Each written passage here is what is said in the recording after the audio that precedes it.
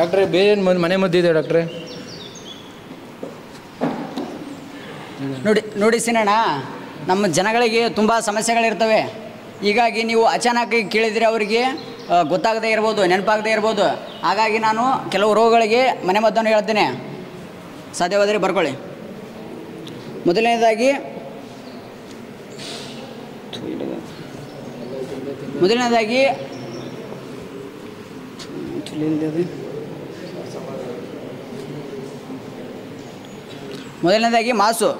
ಮಾಸು ಬೀಳದೇ ಇದ್ದಾಗ ಮಾಡಬೇಕಾದ ಮನೆಮದ್ದುಗಳು ಏನಂದರೆ, ತಲಾ ಅರ್ಧ kg ಬಿದಿರಿನೆಲೆ, ಮಾವಿನೆಲೆ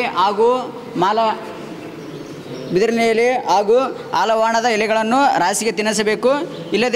ತಿನ್ನದೇ ಇಲ್ಲದಿದ್ದಾಗ ಆ ಎಲೆಗಳನ್ನು ನೀರಿನಲ್ಲಿ ಎರೆದು ಉಂಡೆ ಮಾಡಿ ತಿನ್ನಿಸಬೇಕು. ಮತ್ತು ಒಂದು ದೊಡ್ಡ ಲೋಳೆ ಸರದ ಪಟ್ಟಿಯನ್ನು ರಾಸಿಗೆ ತಿನ್ನಿಸಬೇಕು. 100 ಗ್ರಾಂನಷ್ಟು ಲೋಳೆ ಸರದ ಲೋಳೆಯನ್ನು ಮಾಸಿನ ಮೇಲೆ ಅಥವಾ ಮಡಿಲ ಒಳಭಾಗಕ್ಕೆ ಸವರಬೇಕು. ಹಾಗೂ ವೈದ್ಯಾಧಿಕಾರಿಗಳಿಗೂ ಕೂಡ ತಿಳಿಸಬೇಕು. ಮತ್ತು ಹಾಲಿನ ಇಳುವರಿಯನ್ನು ಹೆಚ್ಚಿಸಲು 1/4 kg ಮೊಳಕೆ ಬರಿಸಿದ ಹೆಸರು ಕಾಳನ್ನು ಮತ್ತು 1/2 kg ಶತಾವರಿ ಗಡ್ಡೆಯನ್ನು ಚೆನ್ನಾಗಿ ಜಜ್ಜಿ ಅದಕ್ಕೆ ಸ್ವಲ್ಪ ಬೆಲ್ಲವನ್ನು ಸೇರಿಸಿ ಮತ್ತು ಅದಕ್ಕೆ ಹಾಲನ್ನು ಸೇರಿಸಿ ಕುದಿಸಬೇಕು. ಕುದಿಸಿದ ನಂತರ ಅದನ್ನು ಹಸುಗಳಿಗೆ ಕುಡಿಸಬೇಕು. ಮತ್ತು ಉಂಡೆ ಉಪಟಳಕ್ಕೆ ಸಮಸ್ಯೆಗೆ ಪರಿಹಾರಗಳು ಏನಂತಂದರೆ, 1 kg ತುಂಬೆ ಸೊಪ್ಪು ಮತ್ತು 1 kg ಬೇವಿನ ಸೊಪ್ಪನ್ನು ನುಣ್ಣಗೆ ಎರೆದು ದಿನ 2 ಬೆಳಗ್ಗೆ ಮತ್ತು ಸಾಯಂಕಾಲದಂತೆ 4 ದಿನಗಳವರೆಗೆ ಇದನ್ನು ಅದಕ್ಕೆ ಸವರಬೇಕು. ಮತ್ತು ಸಾಯಂಕಾಲ ಇದನ್ನು ಸವರಿದ ನಂತರ ಇದನ್ನು ಮೈ ತೊಳೆಯಬೇಕು. ಮತ್ತು ಕಾಲುಬಾಯಿ ಜ್ವರಕ್ಕೆ ಪರಿಹಾರವೇನೆಂದರೆ, 1/2 kg ಹೆಸರು ಕಾಳನ್ನು ಚೆನ್ನಾಗಿ ಕುದಿಸಿ ರುಬ್ಬಿ ಅದನ್ನು ಉರುಣದಂತೆ ಮಾಡಬೇಕು. ಉರುಣದಂತೆ ಮಾಡಿ ಅದನ್ನು ನಾಲಿಗೆ ಮತ್ತು ಅಲ್ಲಿನ ಒಸಡೆಯಲ್ಲಿ ಅದನ್ನು ತಿಕ್ಕಿಸಬೇಕು. ಹಾಗೆ ಮತ್ತು ಮುನ್ನಿತರ ಮನೆಮದ್ದುಗೆ ಡಾಕ್ಟರ್ ಅನುರಾಧವನ್ನು ಸಂಪರ್ಕಿಸಿ.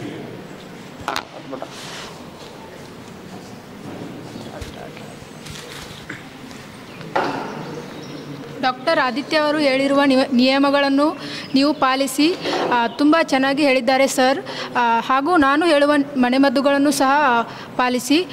ನಿಮಗೆ ಬಂಜೆ ಹಸು ಸಮಸ್ಯೆ ಗೊತ್ತಲ್ವಾ? ತುಂಬ ಸಾರಿ ವರ್ಷಕ್ಕೊಂದು ಕರು ಎಂಬ ಮಾತಾಗೆ ಉಳಿದು ಬಿಡುತ್ತೆ. ಇದಕ್ಕೆ ಪ್ರಮುಖ ಕಾರಣವೇನೆಂದರೆ ಹಸುಗಳು ಬೆದೆಗೆ ಬಾರದೇ ಇರುವುದು. ಕೆಲವೊಮ್ಮೆ ಕರು ಹಾಕಿ ಸುಮಾರು ತಿಂಗಳುಗಳ ಕಾಲ ಹಸುಗಳು ಬೆದೆಗೆ ಬಾರದೇ ಇರುವುದು. ಬೆದೆಗೆ ಬಂದರೂ ಅದನ್ನು ಗುರುತಿಸಲಾಗದ ಮೂಕ ಬೆದೆಯಾಗಿರಬಹುದು. ಕೆಲವೊಮ್ಮೆ 2 ವರ್ಷಗಳು ತುಂಬಿದ ಮೇಲೂ ಹಸುಗಳು ಬೆದೆಗೆ ಬಾರದೇ ಇರುವುದು. ಈ ಎಲ್ಲ ಸಂದರ್ಭಗಳು ರೈತನಿಗೆ ಆರ್ಥಿಕ ಹಾನಿಯನ್ನುಂಟು ಮಾಡುವುದರ ಜೊತೆಗೆ ಇಂಥ ಹಸುಗಳನ್ನು ಸಾಕುವುದು ದೊಡ್ಡ ತಲೆನೋವಾಗಿ ಬಿಡುತ್ತದೆ. ಹಸುಗಳು ಬೆದೆಗೆ ಬಾರದಿರಲು ಒಂದಿಷ್ಟು ಕಾರಣಗಳಿವೆ. ಮೊದಲನೆಯದಾಗಿ ಮಿಶ್ರತಳಿ ಹೈನು ಹಸುಗಳನ್ನು ಪಾಲನೆಯಲ್ಲಿ ಅವುಗಳಿಗೆ ಪ್ರಮುಖವಾಗಿ ಅವುಗಳ ಆಹಾರದಲ್ಲಿ ಸಮತೋಲನೆ ಇಲ್ಲದೇ ಇರುವುದು, ಖನಿಜಾಂಶಗಳು ಹಾಗೂ ಜೀವಸತ್ವಗಳ ಕೊರತೆಯಿಂದಾಗಿ ಹಸುಗಳು ಬೆದೆಗೆ ಬಾರದಿರಲು ಕಾರಣವಾಗುತ್ತದೆ.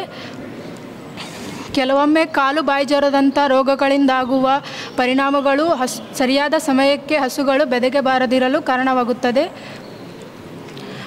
ಕರು ಹಾಕುವ ಸಂದರ್ಭದಲ್ಲಿ ಮಾಸು ಬೀಳದೇ ಇರುವುದು, ಗರ್ಭಕೋಶದ ಸೋಂಕು ಮತ್ತು ಹಸುಗಳು ಬೆದೆಗೆ ಬಂದರೂ ಬೆದೆಯ ಲಕ್ಷಣವನ್ನು ತೋರ್ಪಡದೇ ಇರುವುದು, ಈ ಎಲ್ಲ ಸಮಸ್ಯೆಗಳು ಹಸುಗಳು ಬೆದೆಗೆ ಬಾರದಿರಲು ಕಾರಣವಾಗುತ್ತದೆ. ಹೈನು ಹಸುಗಳು ಪಾಲನೆಯಲ್ಲಿ ಸ್ವಲ್ಪ ಎಚ್ಚರಿಕೆಯಿಂದ ಒಂದಿಷ್ಟು ಸಮಸ್ಯೆಗಳನ್ನು ನಾವು ತಪ್ಪಿಸಬಹುದು. ಮೊದಲನೆಯದಾಗಿ ರಾಸುಗಳ ಆಹಾರ ಸಮತೋಲನೆಯಿಂದ ಕೂಡಿರಬೇಕು. ಸಮಯಕ್ಕೆ ತಕ್ಕಂತೆ ರೋಗಗಳಿಗೆ ಲಸಿಕೆ ಹಾಕುವುದು, ಜಂತುನಾಶಕ ಔಷಧಿಯನ್ನು ಕೊಡಿಸುವುದರ ಮೂಲಕ ಒಂದಿಷ್ಟು ಸಮಸ್ಯೆಗಳನ್ನು ನಾವು ತಪ್ಪಿಸಬಹುದು. ಈ ನಿಯಮಗಳನ್ನು ಪಾಲಿಸಿದ ಮೇಲೂ ಹಸುಗಳು ಬೆದೆಗೆ ಬಾರದೇ ಇದ್ದಾಗ ನಾನು ಹೇಳುವ ಒಂದಿಷ್ಟು ಮನೆಮದ್ದುಗಳನ್ನು ಪಾಲಿಸಿ. ಗರ್ಭಕ್ಕೆ ಸಂಬಂಧಿಸಿದ ರೋಗಗಳಲ್ಲಿ ಲೋಳೆಸರ ಪ್ರಮುಖವಾದುದು. ಪ್ರತಿನಿತ್ಯ 1 ಪಟ್ಟೆ ಲೋಳೆಸರವನ್ನು ಚೆನ್ನಾಗಿ ತೊಳೆದು ಹಸುಗಳ ಬಾಯಿಗೆ ನೇರವಾಗಿ ತಿನ್ನಿಸಬೇಕು. ಈ ರೀತಿಯಾಗಿ 5ರಿಂದ 6 ದಿನಗಳ ಕಾಲ ಮಾಡಬೇಕು. ಮೊಳಕೆ ಒಡೆದ ಹುರುಳೆಕಾಳು ಹಸುಗಳ ಬೆದೆಯ ಚಕ್ರವನ್ನು ನಿಯಂತ್ರಿಸಲು ಸಹಕಾರಿ. ಇದರಲ್ಲಿ ಈ ಅನ್ನನಾಂಗ ಮತ್ತು ಸೆಲೆನಿಯಂ ಖನಿಜಾಂಶಗಳು ಇರುತ್ತವೆ. ಇವು ಹಸುಗಳಿಗೆ ಅವಶ್ಯಕವಾಗಿ ಬೇಕು. 1/4 kgಯಷ್ಟು ಮೊಳಕೆ ಬರಿಸಿದ ಹುರುಳೆಯನ್ನು ರುಬ್ಬಿ ದಿನಕ್ಕೆ 2 ಬಾರಿಯಂತೆ 3ರಿಂದ 5 ದಿನಗಳ ಕಾಲ ನೀಡಬೇಕು. 1 kgಯಷ್ಟು ತಾಜಾ ಬಿಲ್ಪತ್ರೆಯ ಸೊಪ್ಪನ್ನು 21 ದಿನಗಳ ಕಾಲ ತಿನ್ನಿಸಬೇಕು. 200 ಗ್ರಾಮಿನಷ್ಟು ಗುರೆಳನ್ನು ಚೆನ್ನಾಗಿ ಅರೆದು ಉಂಡೆ ಮಾಡಿ ದಿನಕ್ಕೊಮ್ಮೆಯಂತೆ 3ರಿಂದ 4 ದಿನಗಳ ಕಾಲ ತಿನ್ನಿಸುವುದರಿಂದ ಹಸುಗಳು ಬೆದೆಗೆ ಬರಬಹುದು. 1 kg ಬದನೆಯನ್ನು 1 ವಾರದ ಕಾಲ ಹಸುಗಳಿಗೆ ತಿನ್ನಿಸುವುದರಿಂದಲೂ ಹಸುಗಳು ಬೆದೆಗೆ ಬರಲು ಕಾರಣವಾಗುತ್ತದೆ. ಹಸುಗಳಿಗೆ ಏನಾದರೂ ಕೆಚ್ಚಲು ಬಾವಾದರೆ ಬಾವಾದ ಮೊಲೆಯ ಹಾಲನ್ನು ಬೇರೊಂದು ಪಾತ್ರೆಯಲ್ಲಿ ಸಂಪೂರ್ಣವಾಗಿ ಕರೆದು ಆ ಹಾಲನ್ನು ತಿಪ್ಪೆಗೆ ಚೆಲ್ಲಬೇಕು. ಆ ಪಾತ್ರೆಯನ್ನು ಬಿಸಿ ನೀರಿನಲ್ಲಿ ತೊಳೆಯಬೇಕು. ಇವುಗಳನ್ನು ಪಾಲಿಸುವುದರ ಜೊತೆಗೆ ಒಂದಿಷ್ಟು ಮನೆಮದ್ದುಗಳನ್ನು ಪಾಲಿಸಿ. 1/2 kgಯಷ್ಟು ಲೋಳೆ ಸರ, 2 ಹಿಡಿಯಷ್ಟು ಮುಟ್ಟಿದರೆ ಮುನಿ ಸೊಪ್ಪು, 1 ಚಮಚ ಅರಿಶಿನ ಪುಡಿ, 2ರಿಂದ 3 ಗ್ರಾಂ ಸುಣ್ಣ ಇವೆಲ್ಲವುಗಳನ್ನು ಕಲ್ಲಿನ ಮೇಲೆ ಅರೆದು ಹಸುಗಳಿಗೆ ಕೆಚ್ಚಲಿಗೆ 3ರಿಂದ ದಿನಕ್ಕೆ 2 ಬಾರಿಯಂತೆ 7 ದಿನಗಳ ಕಾಲ ಹಚ್ಚಬೇಕು.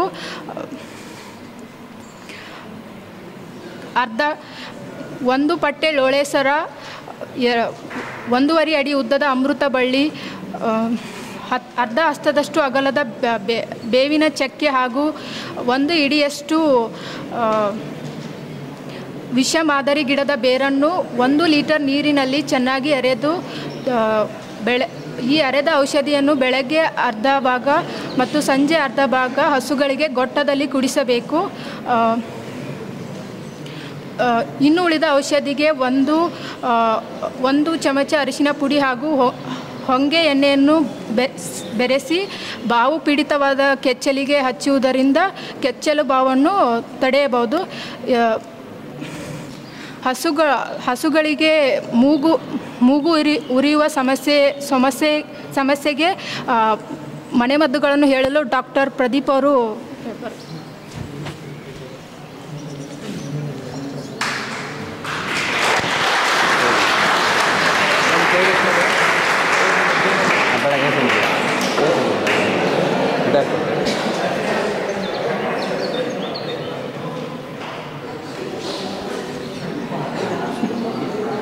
ನೋಡ್ರಮ್ಮ, ನೀವು ಜಾನುವಾರುಗಳು ಸುಮ್ಮನೆ ನಿಂತಿದ್ದಾಗ ಸರ್ಬರ್ ಎಂದು ಉಸಿರಾಟ ಮಾಡ್ತಿದ್ರೆ, ಅಥವಾ ಸುಮ್ಮನೆ ನಿಂತಾಗ, ಅಥವಾ ಸುಮ್ಮನೆ ಅದನ್ನು ಕಟ್ಟಿ ಹಾಕಿದಾಗ, ಕೆಲಸ ಮಾಡಿಸದೆ ಕಟ್ಟಿ ಹಾಕಿದಾಗ ಅದು ಏತುಸಿರು ತಗೊಳ್ತಿದ್ದಾಗ ಇದು ಮೂಗುರಿ ಎಂಬ ರೋಗದ ಲಕ್ಷಣಗಳು ಆಗಿರಬಹುದು.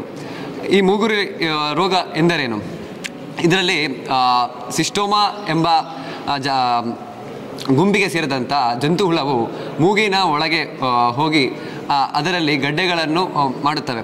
ಇದರಿಂದ ಅದಕ್ಕೆ ಉಸಿರಾಡಲು ಸಮಸ್ಯೆ ಆಗುತ್ತದೆ ಹಾಗೂ ಅದರಲ್ಲಿ ಅದು ಉಸಿರಾಡುವಾಗ ಸರ್ಬರ್ ಎಂದು ಸದ್ದು ಮಾಡುತ್ತದೆ.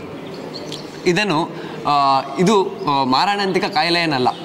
ಆದರೆ ಇದನ್ನು ತಡೆಯದೇ ಹೋದರೆ ಅಥವಾ ಇದನ್ನು ವಾಸಿ ಮಾಡದೇ ಹೋದರೆ ರಾಸುವಿನ ಉತ್ಪನ್ನತೆಯನ್ನು ಕಮ್ಮಿ ಮಾಡುತ್ತದೆ. ಅದಕ್ಕಾಗಿ ನಾನು ಕೆಲವು ಮನೆಮದ್ದುಗಳನ್ನು ಹೇಳುತ್ತೇನೆ. ಒಂದು, ದಾಳಿಂಬೆಯ ಹೂವಿನ ರಸವನ್ನು ತೆಗೆದುಕೊಂಡು ತುಳಸಿ ಎಲೆ ಅದನ್ನು ನೀಟಾಗಿ ಸರಿಯಾಗಿ ಜಜ್ಜಿ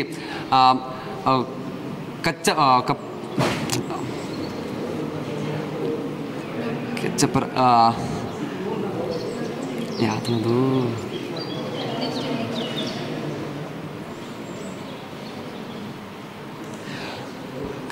ಕಚ್ಚರ್ಪುರದ ಬೀಜವನ್ನು ಅದನ್ನು ನೀಟಾಗಿ ನೇಯ್ದು ಅದನ್ನು ರಾಸುವಿಗೆ ನೀಡಿದಾಗ ನೀವು ಒಳ್ಳೆಯ ಫಲಿತಾಂಶ ಕಾಣಬಹುದಾಗಿದೆ. ನಮ್ಮ ಬಳಿ ಹಲವಾರು ರೈತರು ಬಂದು ನಮ್ಮ ದನ ದಬಾಯಿಸಿ ಮೇಯ್ತಿಲ್ಲ, ಅದಕ್ಕೆ ಕಾರಣ ಏನು ಎಂಬುದನ್ನು ನಮ್ಮ ಡಾಕ್ಟರ್ ಪ್ರಶಾಂತರವರು ನಿಮಗೆ ಹೇಳುತ್ತಾರೆ ಈಗ.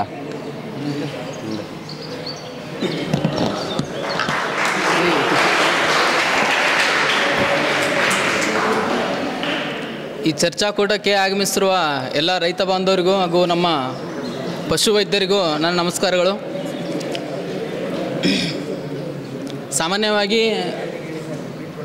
ಸಾಮಾನ್ಯವಾಗಿ ದನಕರುಗಳಲ್ಲಿ ಕಂಡುಬರುವಂಥ ಒಂದು ರೋಗ ಅಂದರೆ ಅವುಗಳ ಒಂದು ಊಟದಿಂದ ಅಜೀರ್ಣತೆ ಆಗಿರೋದು.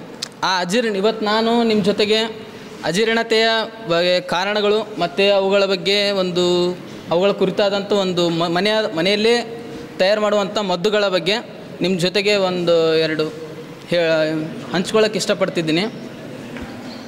ಮೊದಲನೇದಾಗಿ ನೀವೆಲ್ಲ ಇದಕ್ಕೆ ಅಜೀರ್ಣತೆ ಯಾವ ಕಾರಣಕ್ಕೆ ಆಗ್ತದೆ ಅಂತ ನೀವು ಫಸ್ಟ್ ತಿಳ್ಕೊಬೇಕು.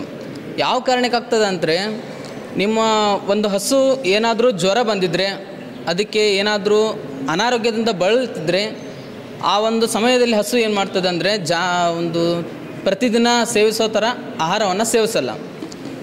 ಅದನ್ನೇ ನೀವು ಅಜೀರ್ಣತೆ ಅಂತ ತಿಳ್ಕೊಬಾರ್ದು. ಮತ್ತೊಂದು, ನೀವು ಆ್ಯಂಟಿಬಯೋಟಿಕ್ಸನ್ನು ಕೊಡಿಸಿರ್ತೀರ, ನಮ್ಮ ಪಶುವೈದ್ಯರಿಂದ ನಿಮಗೆ ನಿಮ್ಮ ಹಸುಗಳಿಗೆ ಆ್ಯಂಟಿಬಯೋಟಿಕ್ಸನ್ನು ಕೊಡಿಸಿರ್ತೀರಲ್ಲ, ಹಾಗೆ ಯಾವುದೋ ಚುಚ್ಚುಮದ್ದುಗಳನ್ನ ಹಾಕ್ಸಿರೋ ಕಾರಣದಿಂದನೂ ಏನಾಗಿರ್ಬೋದು, ಅವುಗಳ ಒಂದು ಅಜೀರ್ಣತೆ ಆಗ್ತಿರ್ಬೋದು. ಮತ್ತು ಅವುಗಳ ಲಿವರ್ದಲ್ಲಿ ಏನಾದರೂ ತೊಂದರೆ ಆದರೆ, ಮತ್ತು ಅವು ಬರಗಾಲದಲ್ಲಿ ಅಥವಾ ಒಂದು ಬೇಸಿಗೆಯಲ್ಲಿ ಚೆನ್ನಾಗಿ ಹುಲ್ಲು ಸಿಗದೆ ಒಣ ಹಸಿ ಕಡ್ಡಿಗಳನ್ನು ಜಾಸ್ತಿ ತಿಂದರೆ ಅವುಗಳಿಗೆ ಏನಾಗ್ತದೆ ಅಂದರೆ ಅಜೀರ್ಣತೆ ಆಗ್ತದೆ. ಮತ್ತೊಂದು,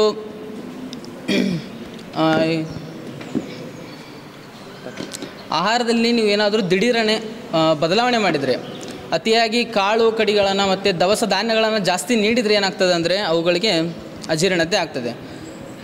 ಪ್ರತಿಯೊಂದು ಅವುಗಳ ರೋಗಕ್ಕೂ ನೀವು ಪ್ರತಿ ಸಲನೂ ವೈದ್ಯರ ಹತ್ರ ಹೋಗಲೇಬೇಕಂತೇನಿಲ್ಲ. ಅದಕ್ಕೆ ಅಂತೇಳಿ ಮನೆ ಮದ್ದುಗಳಿವೆ.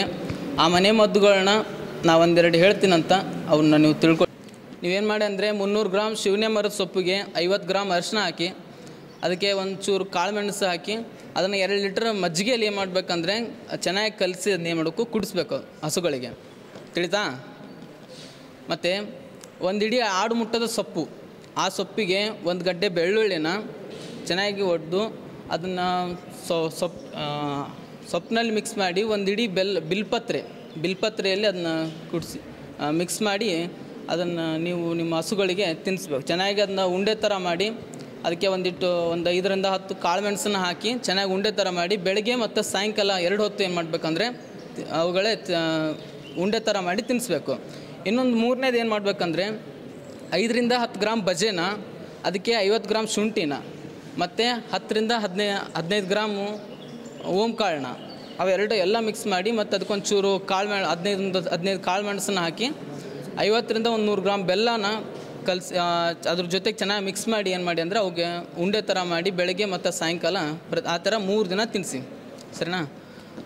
ಮತ್ತು ಫಸ್ಟು ನೀವು ಈ ಒಂದು ಅಜೀರ್ಣತೆ ಬಂದರೆ ಅವುಗಳ ಮುಖ್ಯವಾಗಿ ನೀವು ಏನು ತಿಳ್ಕೊಬೇಕು ಅಜೀರ್ಣತೆ ಬಗ್ಗೆ ಅಂದರೆ, ನಿಮ್ಮ ಆಹಾರದಲ್ಲಿ ಏನಾದರೂ ಬದಲಾವಣೆ ಆಗಿದ್ದರೆ, ಆ ಒಂದು ಆಹಾರ ನೀವು ಕೊಡುವಂಥ ಆಹಾರದಿಂದ ಅವುಗಳಲ್ಲಿ ಅಜೀರ್ಣತೆ ಉಂಟಾಗ್ತಿದ್ರೆ ಫಸ್ಟ್ ನೀವೇನು ಮಾಡಬೇಕಂದ್ರೆ ಅಂಥ ಆಹಾರವನ್ನು ಕೊಡೋದನ್ನು ನಿಲ್ಲಿಸಬೇಕು.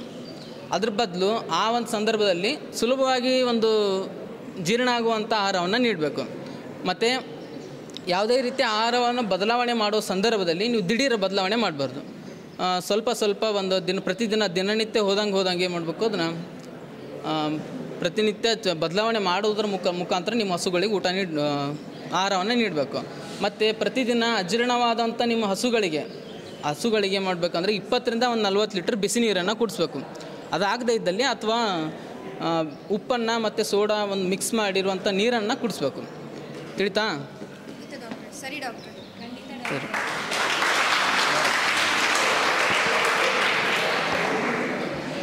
ಎಲ್ಲ ಡಾಕ್ಟ್ರುಗಳು ಹಾಗೂ ಎಲ್ಲ ವಿಷಯವನ್ನು ಹೇಳಿ ನಮ್ಮ ಮನೆಯಲ್ಲಿ ಮನೆಮದ್ದು ಮಾಡೋದು ಹೇಗೆ ಅಂತ ಹೇಳಿಕೊಟ್ಟಿದ್ದಾರೆ. ನಮ್ಮೆಲ್ಲರ ಪರವಾಗಿ ಅವರಿಗೆ ಧನ್ಯವಾದಗಳು.